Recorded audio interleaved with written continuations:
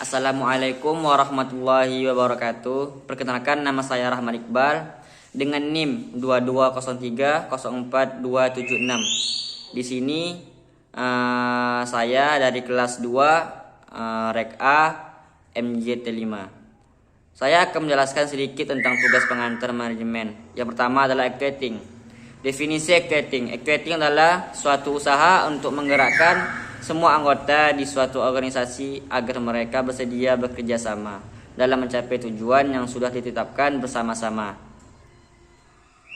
Actuating menjadi fungsi dalam ilmu manajemen yang paling dominan karena fungsi pada organisasi dan planning lebih banyak berhadapan langsung dengan mereka yang akan menjalankan rencana yang sudah ada. Prinsip actuating pada manajemen. Yang pertama, mengarah pada tujuan. Tujuan utama dari kegiatan actuating akan terlihat dari prinsip ini. Yang kedua, kesatuan komando. Prinsip ini dilakukan agar bisa menyatukan tanggung jawab dan tujuan seluruh karyawan. Yang ketiga, keharmonisan dengan tujuan.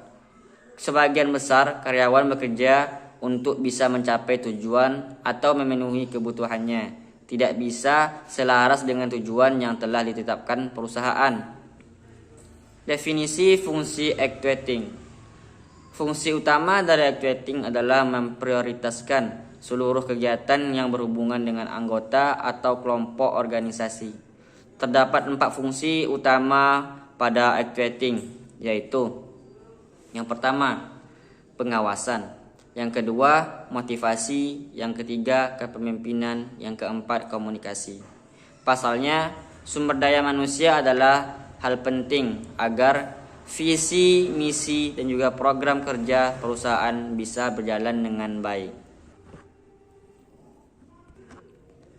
Menurut Stoner 1996, pengorganisasian merupakan cara pengaturan pekerjaan dan pengalokasian pekerjaan di antara para anggota organisasi sehingga tujuan organisasi dapat dicapai secara efisien.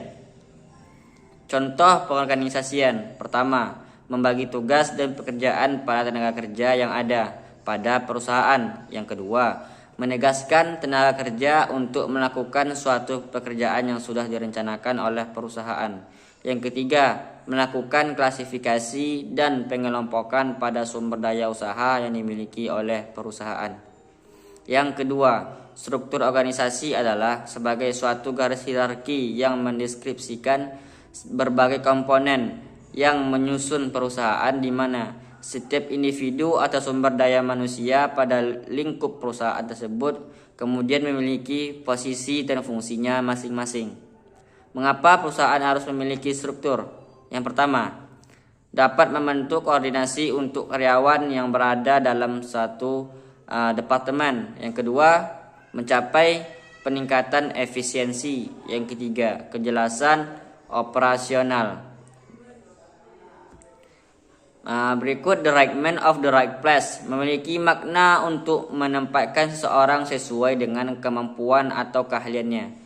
Dengan menerapkan filosofi ini dalam perusahaan diharapkan dapat meningkatkan kinerja karyawan maupun produktivitas perusahaan. Actuating adalah suatu usaha untuk menggerakkan semua anggota di suatu organisasi agar mereka bersedia bekerja sama dalam mencapai tujuan yang telah ditetapkan. Contoh actuating. Perusahaan A memulai proses produksi pakaian. Para petinggi perusahaan membimbing SDM dan selalu memberi motivasi. Semua ide yang telah dirancang sebelumnya diimplementasikan semaksimal mungkin.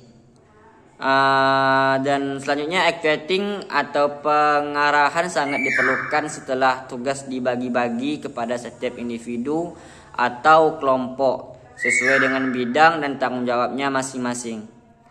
Peranan actuating adalah membangkitkan dan mendorong semua anggota kelompok agar mencapai tujuan yang telah ditetapkan. Yang berikutnya, pertama, melakukan asesmen terhadap staf. Yang kedua, menyusun strategi pemasaran. Yang ketiga, melakukan survei pelanggan. Yang keempat, menyusun laporan produksi. Yang kelima, menyeleksi calon manajer. Berikutnya ada pengawasan. Pengawasan ialah sebuah proses untuk memastikan semua aktivitas yang terlaksana sudah sesuai dengan apa yang telah direncanakan sebelumnya. Menurut Winardi, pengawasan adalah semua aktivitas yang dilaksanakan oleh pihak manajer dalam upaya memastikan bahwa hasil aktivitas sesuai dengan hasil yang direncanakan. Pengertian pengawasan. Istilah pengawasan dalam bahasa Inggris disebut dengan controlling. Dikatakan bahwa the modern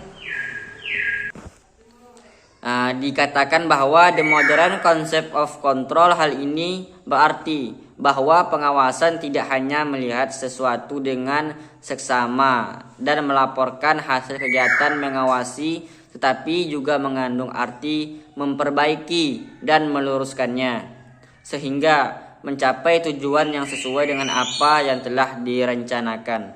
Dengan demikian, pengawasan pada hakikatnya merupakan tindakan membandingkan antara hasil yang diinginkan dan dalam kenyataannya hal ini disebabkan karena antara dua hal tersebut sering terjadi penyimpangan. Maka tugas pengawasan adalah melakukan koreksi atas penyimpangan. Pengawasan merupakan fungsi manajerial yang keempat setelah perencanaan, pengorganisasian, dan pengarahan sebagai salah satu fungsi manajemen. Mekanisme pengawasan di dalam organisasi memang mutlak diperlukan. Jenis-jenis pengawasan. Yang pertama, pengawasan internal, intern, pengawasan eksternal, extern, pengawasan preventif dan represif, pengawasan aktif dan pasif, dan pengawasan kebenaran formil. Berikutnya ada manajemen konflik. Pengertian manajemen konflik berasal dari bahasa Inggris, yaitu dari kata manajemen yang berarti pengelolaan dan konflik yang berarti konflik. Jadi istilah manajemen konflik secara harfiah berarti pengelolaan konflik.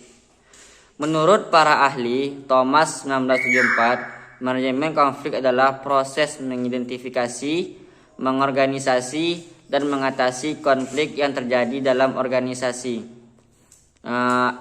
Aflatur Rahim 1986 adalah proses yang digunakan untuk mengatasi konflik yang terjadi antara dua atau lebih pihak.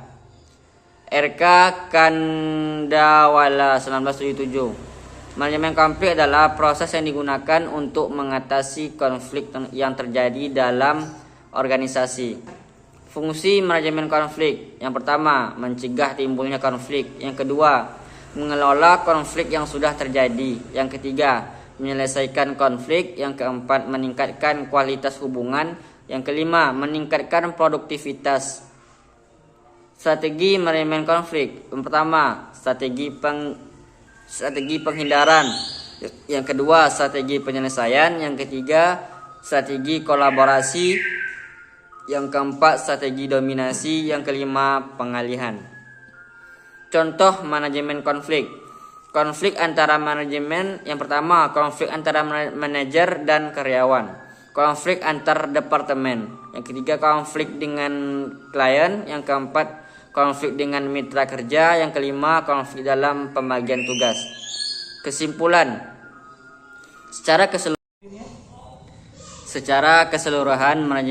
Kesimpulannya, secara keseluruhan manajemen konflik adalah proses yang digunakan untuk mengatasi dan mengelola konflik yang terjadi dalam organisasi bisnis. Selanjutnya ada leadership.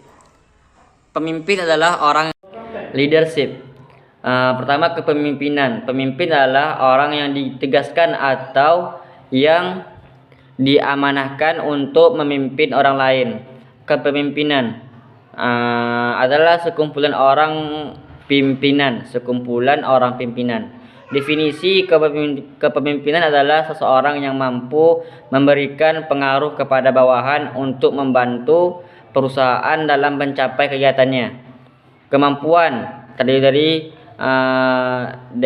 delegating atau memberikan tugas, selling memberikan ide-ide, participating, terus telling. Elemen kunci kepemimpinan. Pertama, pengikut. Dua, perubahan. Teori TOC dalam kurung Theory of the Change. Pertama, seseorang mampu menganalisis permasalahan. Yang kedua, sosok pemimpin mampu memberikan solusi. Tipe-tipe kepemimpinan. Pertama, karismatik. Yang kedua, demokratis. Yang ketiga, paternalistik. Sekian video penjelasan saya tentang tugas pengantar manajemen. Akhirnya kalam, wabillahi taufiq wal hidayah. Wassalamualaikum warahmatullahi wabarakatuh. Waalaikumsalam.